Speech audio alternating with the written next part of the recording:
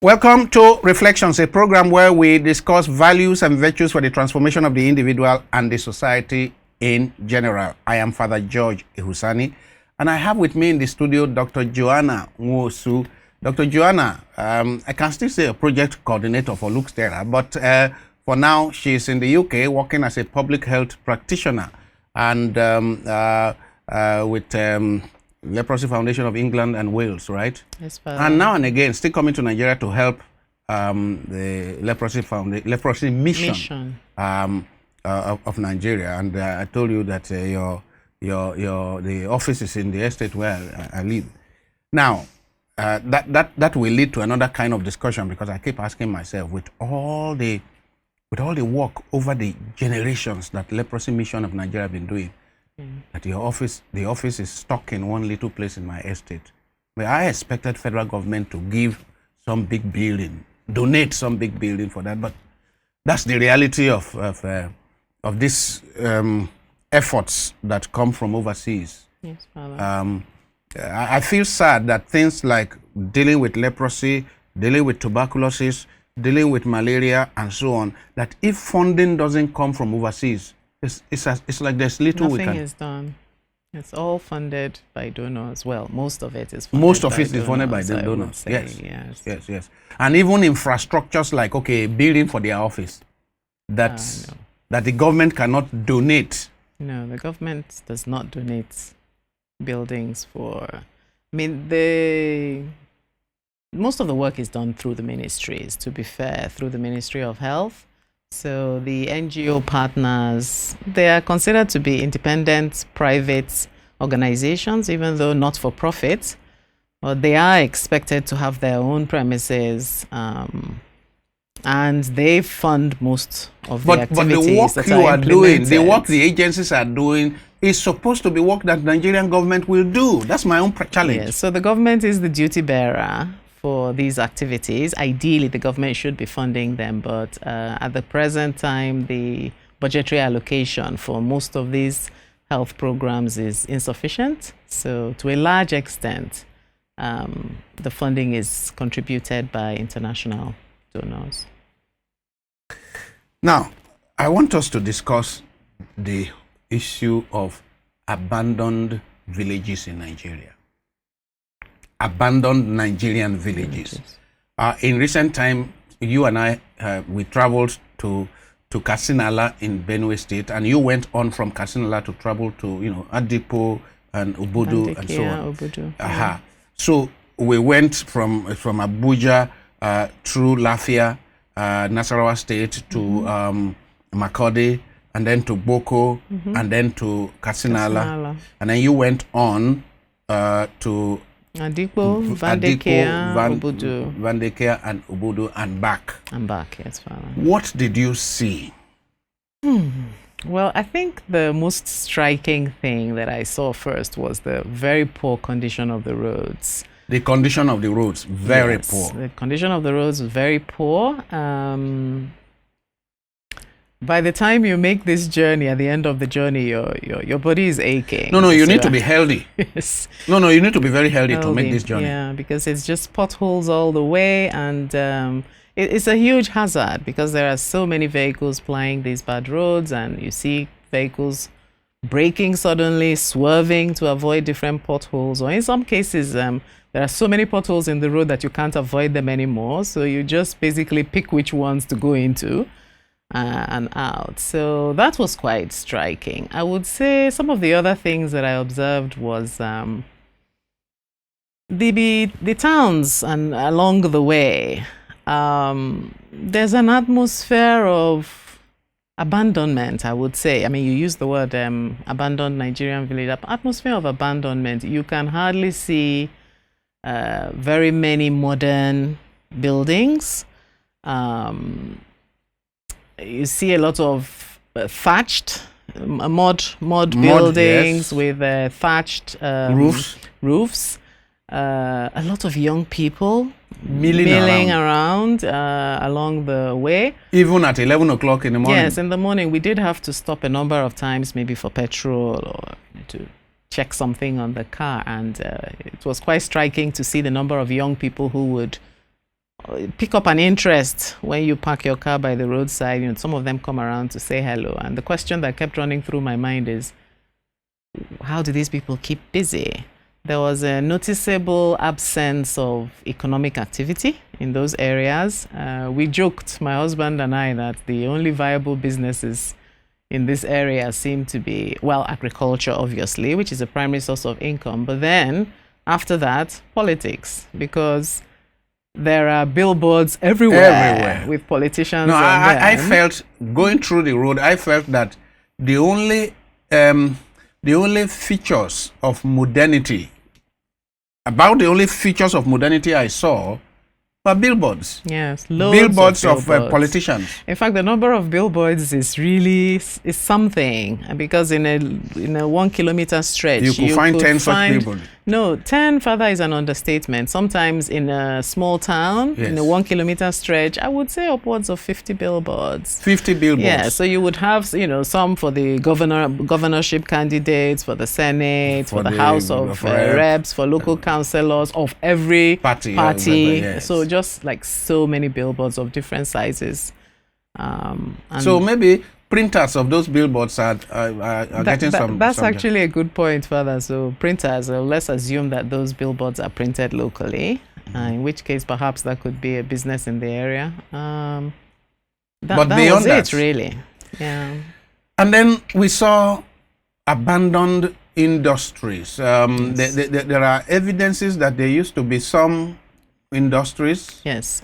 I saw a tomato processing plant, which was long abandoned, no longer functional. I did also see a place that was supposed to be processing orange juice, which was also abandoned. And I found that really stuck with me, because we also, along the way, saw huge piles of rotting oranges. And I couldn't help thinking, that this, what sort of a waste this was, because if perhaps that juice plant had been functional, then some of these oranges could be And moved. I saw, apart from the piles and piles of oranges and mangoes that were rotting along the way, I also saw orchards with laden with ripe fruits that nobody is touching because nobody is buying. There's already a glut. It's a glut of the fruit. So there is only so much of the fruit that the local people can consume.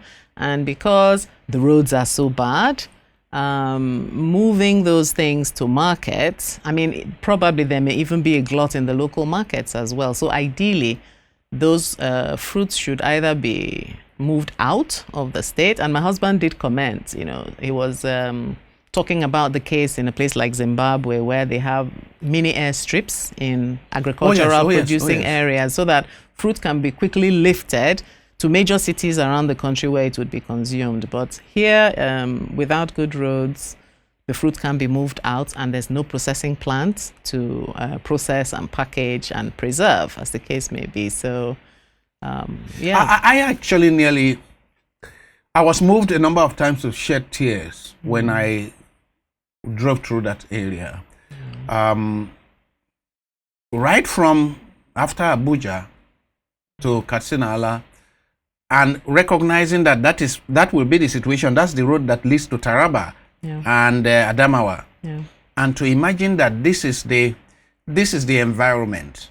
Young people in their thousands just milling around during the day. No jobs, no nothing. And many can no longer go to farm because of insecurity.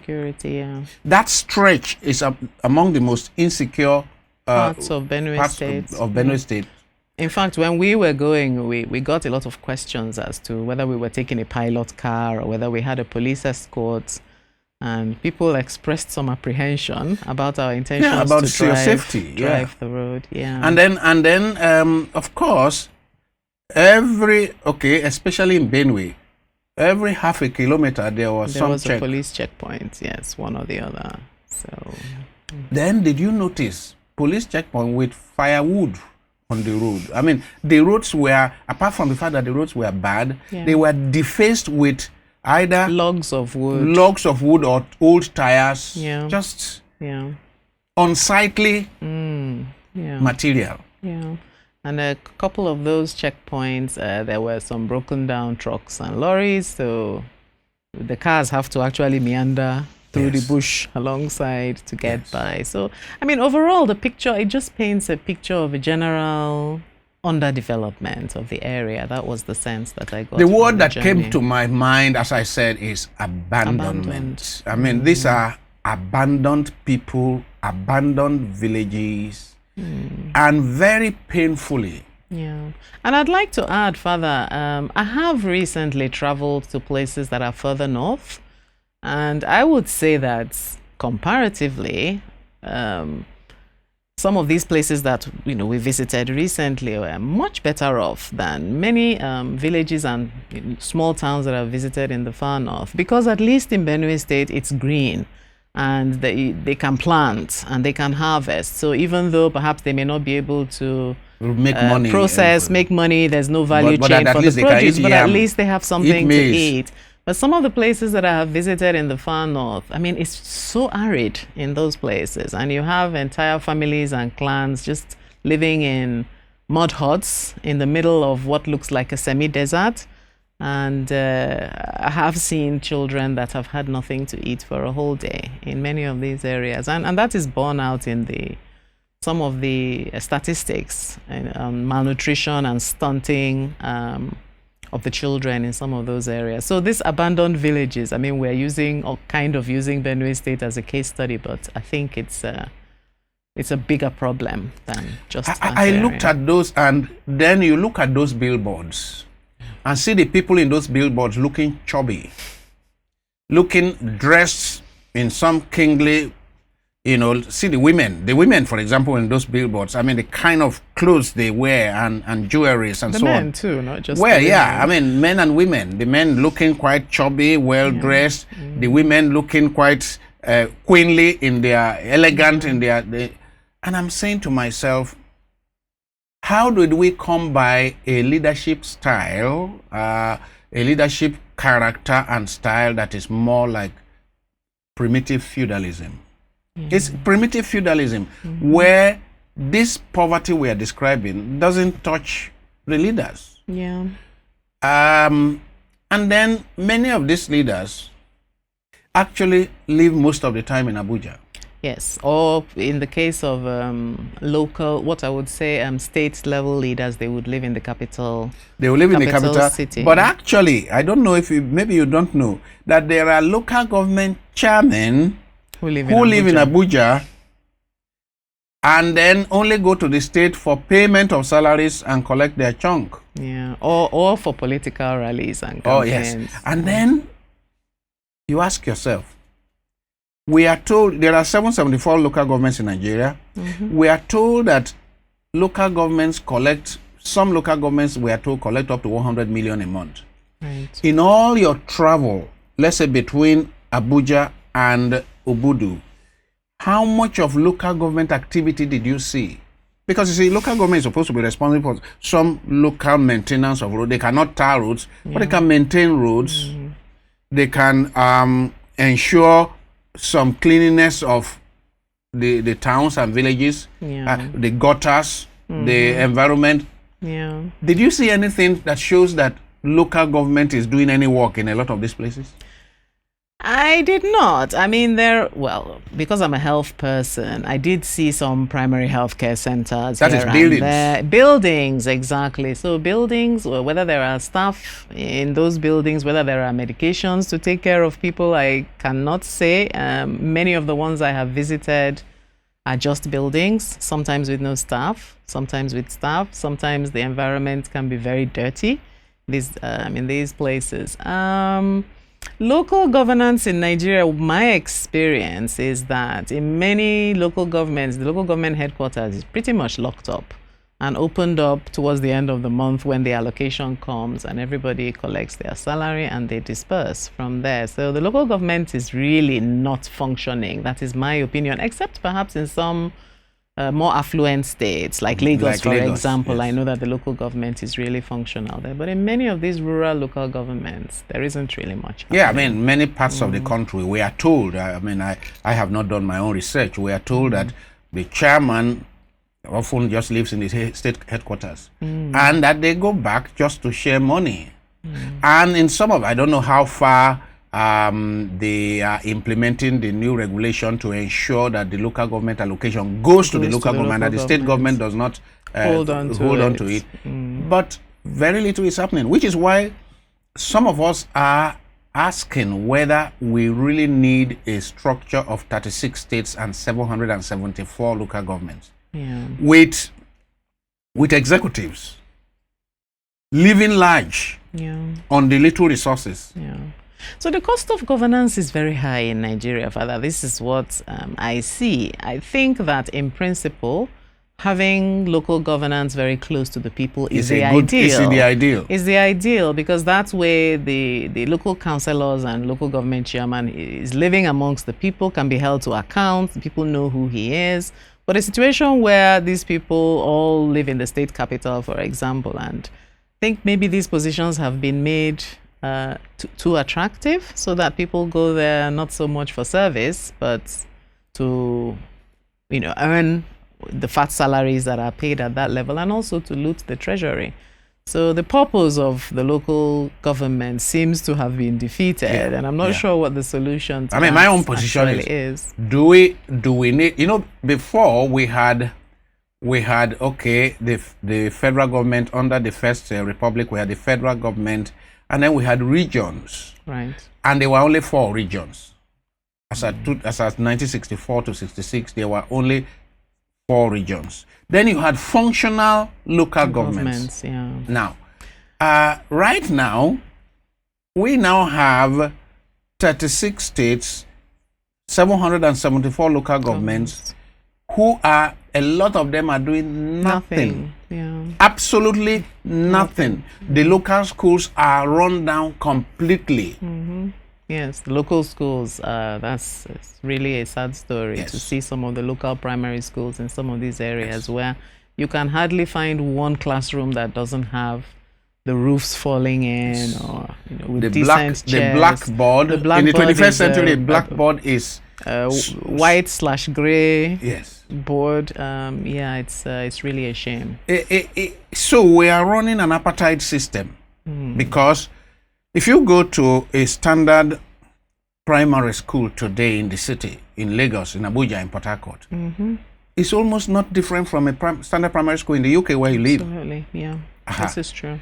Now, and then you go to an equivalent primary school that is owned by government in any of these villages, and you weep. And that's really heartbreaking, because I think about the potential of those children who are just as bright as any of the children in the city, but their future has already been taken away from them just by the fact that they can't get a good education. Our own experience in Terra with our scholarship project is that these children in slums and villages are not any less intelligent. They're not. It's about opportunity. It's opportunity, And it is a crime for a society not to provide equal opportunity to the youngest children. I agree. I mean, that's really heartbreaking for me, the situation of the primary schools and the secondary schools, for that matter, because I have talked to children in secondary schools somewhere in the villages, and you see children who are writing science subjects, and they don't have teachers. So they don't have a lab. They are doing science, but they don't have a lab. They don't have a lab. They don't even have a chemistry teacher, a biology teacher, and still they're aspiring to write chemistry and biology in WAEC. And I ask them how, so that they're pretty much left to their own devices to study the textbook and get what they can out of it, and it's really heartbreaking. And you ask yourself, responsibility. Now we come to the issue of responsibility. Who is responsible for this? Because you see, the people who should take responsibility to ensure that these village schools, these village health centers, these village roads, they often have taken care of themselves. Yes. I do think, Father, I must say, I do think that there's an element of not knowing amongst those whose responsibility it is. I traveled 2 years ago through some of these very rural villages with my own children who had been born, and brought up in Lagos and Abuja, and they too expressed shock at what they some saw. of the things they saw. And I kind of berated myself about that because I felt bad. I travel into these areas often as part of my work, so I do know what it's like. But the fact that my children were finding out for the first time the level of what I would call deprivation and underdevelopment in some of those areas, I felt was an indictment of myself. That you should have exposed I them should more. have exposed them more to that. So sometimes I do wonder if it is that those who should ensure that these things are taken care of do not appreciate how bad things are in some of these rural areas. But our leaders who go asking for votes from villagers, they do travel to the remotest parts to ask for votes. So even if it is only during campaigns, they are able to see. Do they see though, Father? Because they are sat in their air-conditioned, tinted glass SUVs with policemen, driving people ahead of them, and they are speeding at top speed. And so maybe they drive into the campaign ground and they deliver their speech. I mean, are they really looking around the way that you and I looked around as we were traveling? You mean you and I went to Katsina Ala one trip and we saw these abandoned villages, abandoned people, villagers, abandoned schools, industries that are non-functional, hospitals that are not functional, just one trip. And you are saying that the people who are councillors, local government chairmen, aspiring to House of Rep, aspiring senators, aspiring governors, you are saying that they won't see these things? I think that sometimes, Father, you can see with your eyes, but are you really seeing? Are you reflecting? You're not seeing with your heart. You're not seeing with your soul. Are you really reflecting on what you are seeing? I mean, that's one element to it. It could be that they see and they don't care. It could be that they see and they feel, well, the poor will always be with us anyway. So. This thing about seeing and not caring. Pope Francis's first real document that he issued is after he visited this place called Lampedusa. And he spoke about the globalization of insensitivity, indifference, insensitivity. How could I have traveled the kind of travel I traveled last week?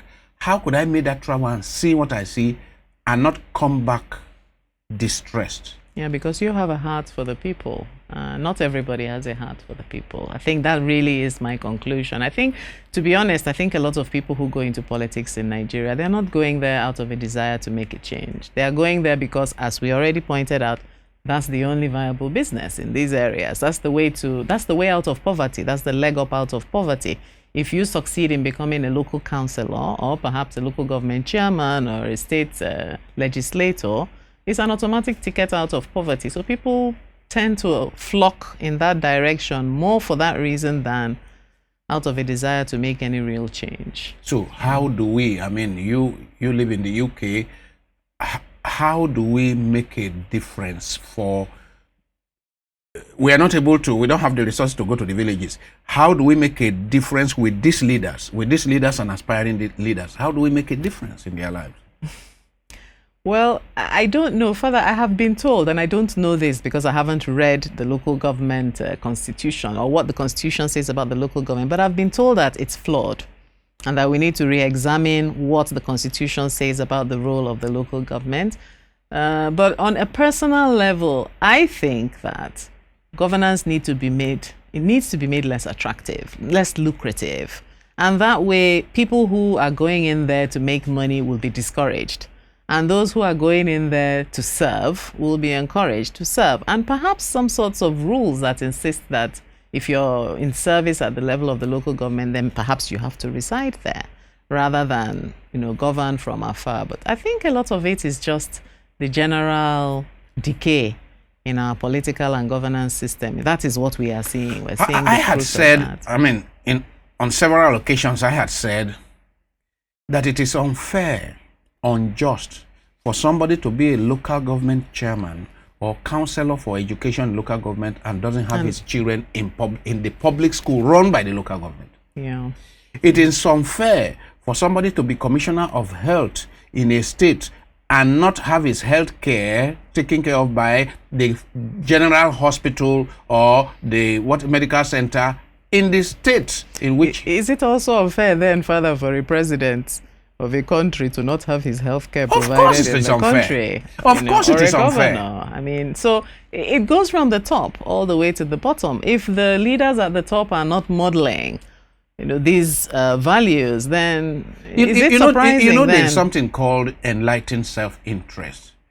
If your children are going to attend government day secondary school, you will do whatever is necessary to improve the government day secondary school. And I'll just end with this. Terra is doing some work now with 4 schools.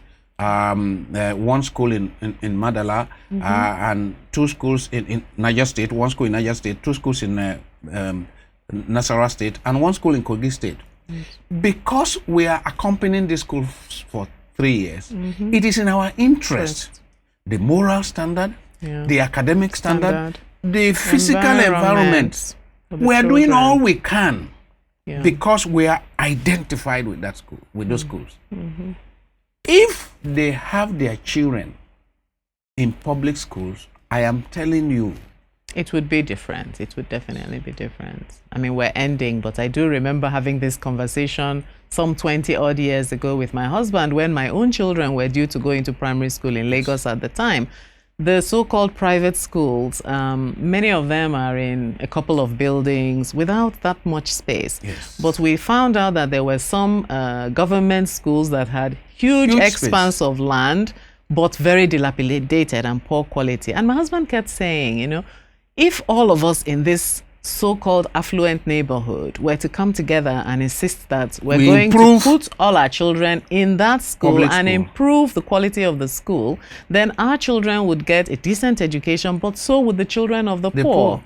Well, we never did do that. We succumbed to putting our children in private schools. But again, private school has become the norm for those who can afford it now, and only the children of the as we end this program discussing abandoned Nigerian villages or Nigerian villages that are abandoned all over this country, a word for our leaders, that God will hold you responsible. Leaders at local government level, leaders at state level, leaders at national level, God will hold you responsible for the rot and decay.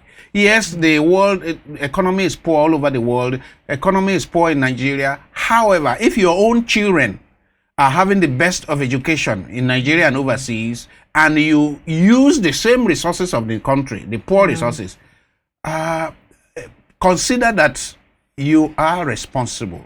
All leaders at all levels for the rot and the decay in our villages. We pray that the good Lord will help us for once to have leaders that are sensitive. Amen. For leaders that do not have this disease of indifference. So that Nigeria can be better. Amen. I hope that when next you visit and we have a discussion like this, we will have better story to tell. Amen. Amen. God bless you. Thank you, Father.